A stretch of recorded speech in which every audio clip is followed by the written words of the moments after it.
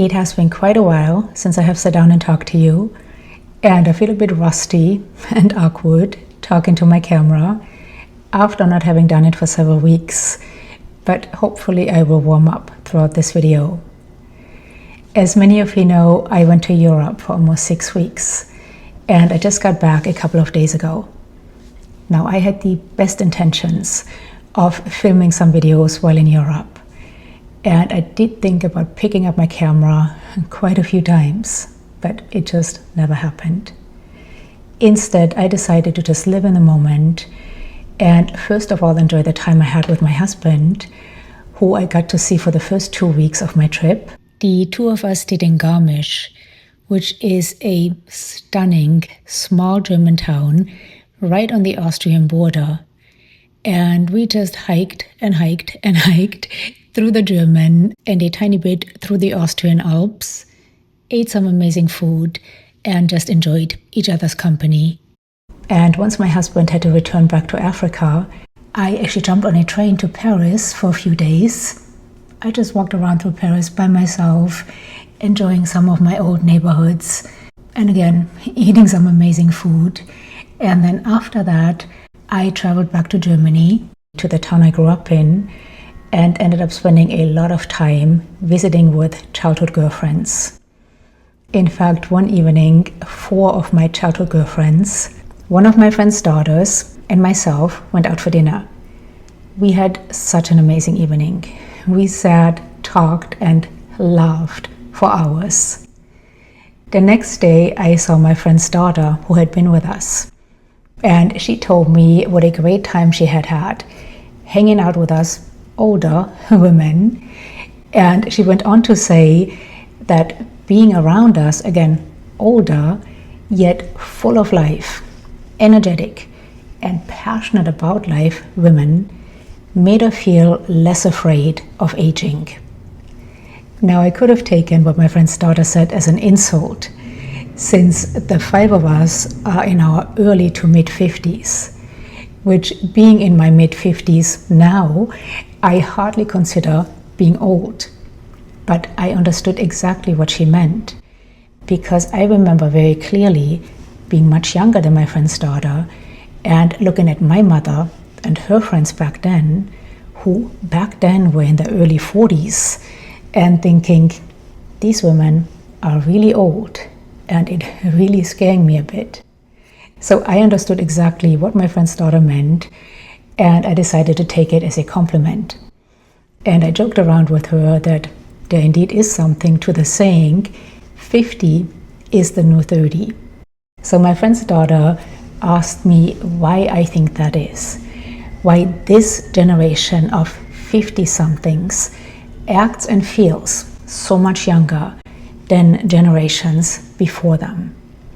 Now, before you say it is because of plastic surgery, Botox, and so on, my friend's daughter wasn't referring to us necessarily looking younger, but acting younger, and not in a bad, immature way.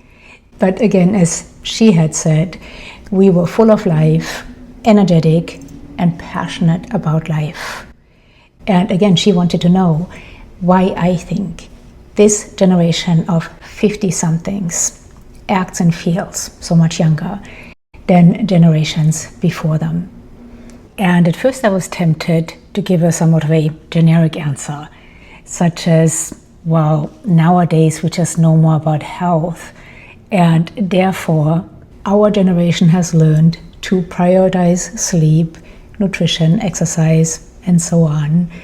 And of course, there is scientific evidence suggesting that daily lifestyle habits, such as prioritizing sleep, exercise, nutrition, and so on, have a much greater impact on our healthy aging than our genes. However, looking at, for example, my 4 girlfriends and myself, I realized it can't be as simple as our generation is just lucky enough to know about epigenetics.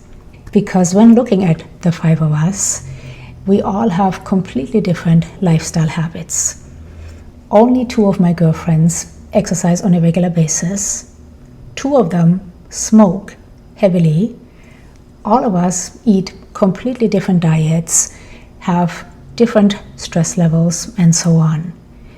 And while of course we can't predict how each of us is going to continue to age, right now all of us feel and act much younger than we thought we would in our 50s. So I realized I couldn't really come up with a scientific explanation as to why 50 is the new 30, which was a bit frustrating because I do like to apply scientific reasoning.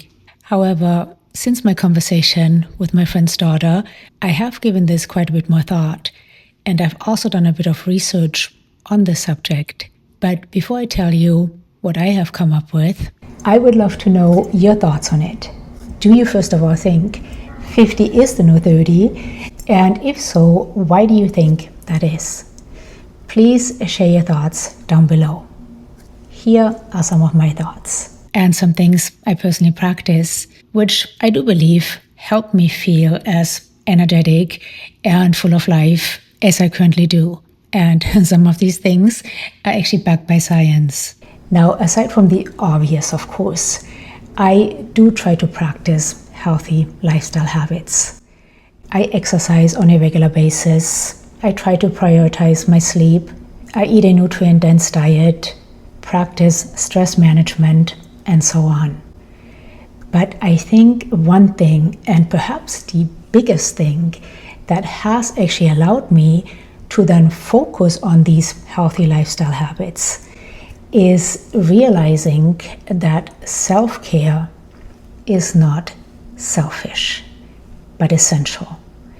And that might be something generations before us didn't have the luxury to realize. Because while the term self-care has actually been around for quite a while, it was something that was originally used by medical professionals to describe patients' active involvement in their own health and treatment. Yet the modern concept of self-care, with a significant focus on mindfulness and overall well-being, is a relatively new phenomena. Not only is modern self-care a relatively new phenomena, but of course, especially as women, we have always been taught to take care of everybody else first. The children, the household, the husband, and so on. And I remember my mother telling me quite frequently when I wanted to do something for myself that I was being selfish. However, studies show that prioritizing self-care can improve our overall well-being, both mentally and physically, leading to a greater sense of usefulness and vitality. So maybe self-care becoming mainstream, and this generation of 50-somethings realizing the importance of self-care is partially what is keeping us younger than generations before us. And something else that I find keeps me energetic and passionate about life is to have a positive attitude in general, but also towards aging.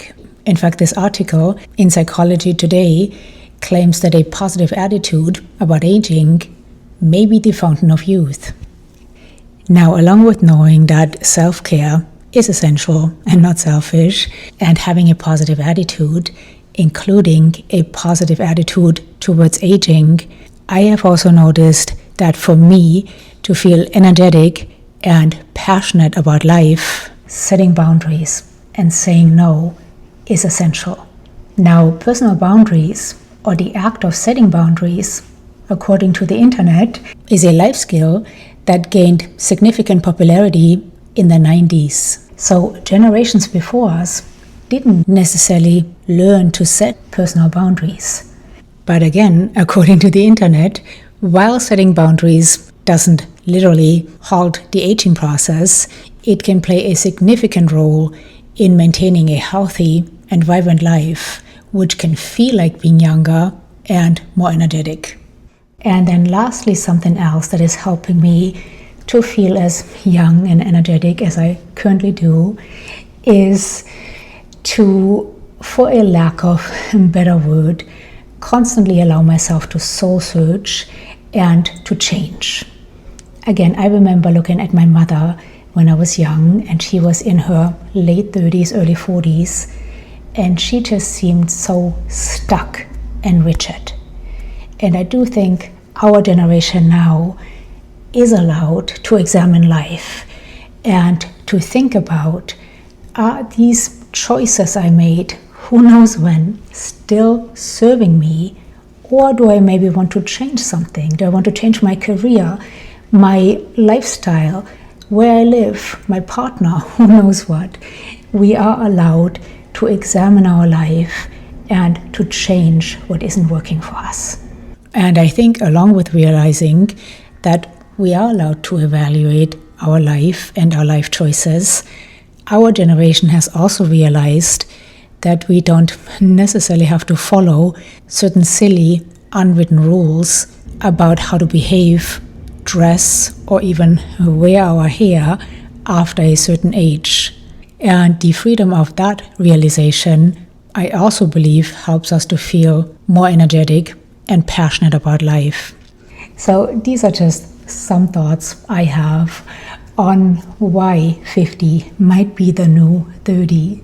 Again, I haven't quite figured it out, but I definitely believe that several different factors come into play and that it is a lot more complex than what, for example, this article by the Oklahoma Medical Research Foundation suggests, which is basically that 50 feels like the new 30 because of lengthened lifespans. I definitely think it is a bit more complex than that. But again, I would love to know your thoughts on it. Do you again even think that 50 is the new 30? And if so, what are your thoughts on why that might be? Any questions or comments, of course, please leave them down below. Always love to hear from you. It's nice to be back talking to you. I hope I wasn't too rusty and awkward. And thank you so much for being here. Until next time, bye.